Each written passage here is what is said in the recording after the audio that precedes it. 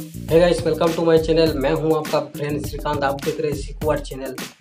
Guys, आज मैं बहुत ही एक इंटरेस्टिंग वीडियो लेकर आ गया, जिसमें आज आप देख पाएंगे हमारे फिल्म स्टार सुपरस्टार सलमान जी का एक ड्राइंग पोर्ट्रेट बना रहा हूँ। तो इसमें मैं अभी इस्तेमाल किया हूँ ज़्यादा से ज़्यादा हम चारकोल पेंसिल। आप देख सकते हैं चारकोल जो स्टिक होता है, चारकोल पेंसिल है, उसी को इस्तेमाल करके मैं ये ड्राइंग को पूरा कर रहा हूँ।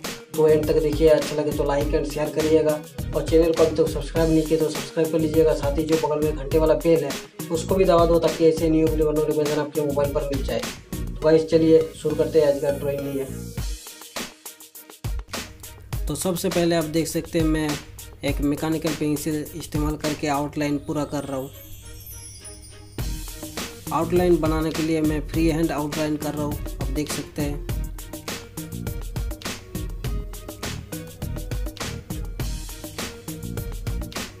तो गाइस, आप जरूर इस वीडियो को एंड तक देखिएगा। अच्छा लगे तो लाइक एंड शेयर करिएगा।